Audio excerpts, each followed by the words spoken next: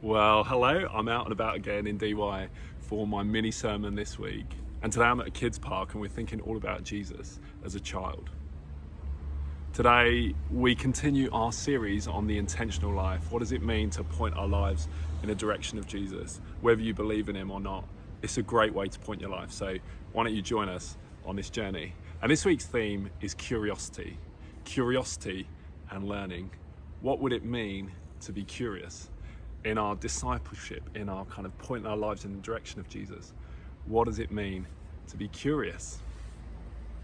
Jesus said if we want to understand the kingdom of heaven, if we want to understand what this Christianity thing's all about, if we want to understand what this life's all about, we should first look at children.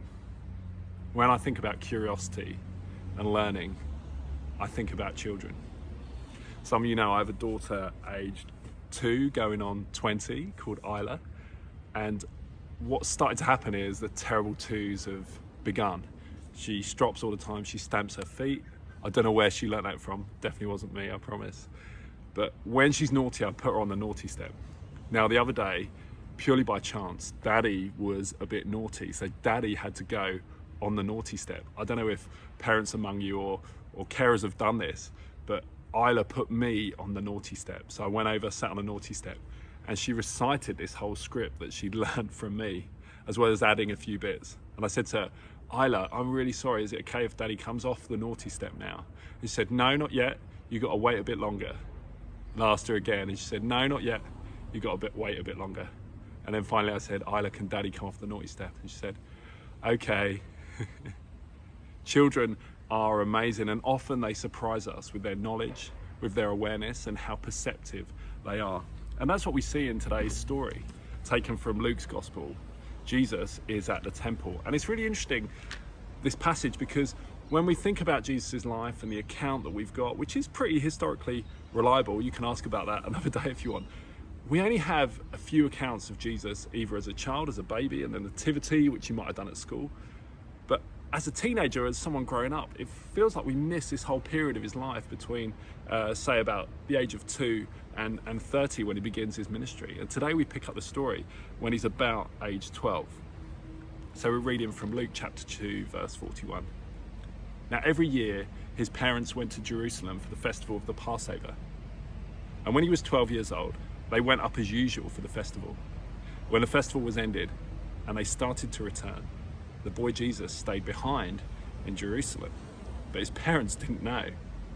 Assuming that he was in the group of travelers, they went a day's journey. They walked for a whole day.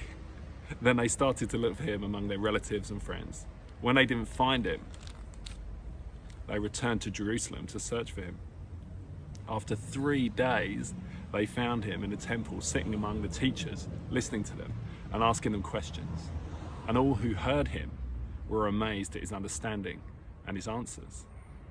When his parents saw him, they said to him, "Child, why have you treated us like this? Look, your father have been riddled with anxiety."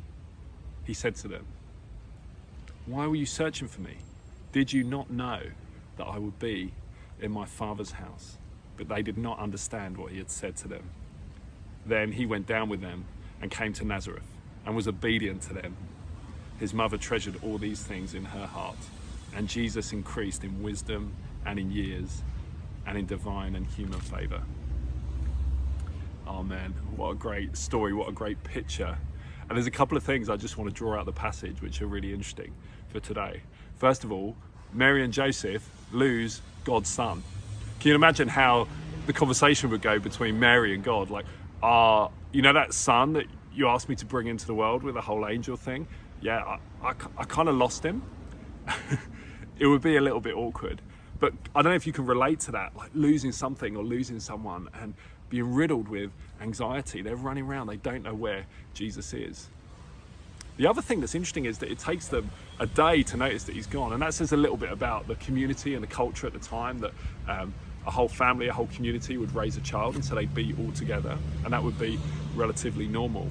But the other thing that's really interesting in this story is Jesus' response when they eventually find him. Mary and Joseph eventually go back to Jerusalem, and 3 days, which is a significant number in the Bible, and you might want to think about that in your groups or at home as you listen to that. 3 days later, they find him in the temple, in God's house. Mary is frustrated and, like we all would, has a bit of a go at Jesus and said, "Where were you? We were so scared. We've been looking at you for days." And Jesus says, "Surely you would know that I would be in my Father's house. Why were you looking for me? Surely you knew that I would be in my Father's house." Now, there's two responses to this. Firstly, Jesus is a bit cheeky. Can you imagine your child saying that after being missing for 3 days, after running away for 3 days? You're not going to be that gracious when he says this. But Jesus' response is interesting because we know what he's doing. He's in Jerusalem and he is curious. You can imagine Jesus leaning in at the temple, listening to the scriptures, listening to the Torah being read out by the priests and the workers at the temple. Gleaning, learning, curious about what he could learn about this life of discipleship, about the life that he will eventually lead, about the movement that he will lead. And they were surprised at his answers, and he grew in faith, in stature, and in wisdom. I want to encourage us this week to be curious like children. I want to encourage us to be like the little ones that Jesus talks about, that he invites to come to him. I want to encourage us to learn like children, and we're going to be talking about that in our Sunday Night Live panel, which will go out this evening if you're watching this on Sunday. But we'll be reflecting on that. What does it look like, not just as a child, but as we grow up through our 20s, 30s, 40s, 50s and beyond, to continue to be curious? May you be curious. Amen.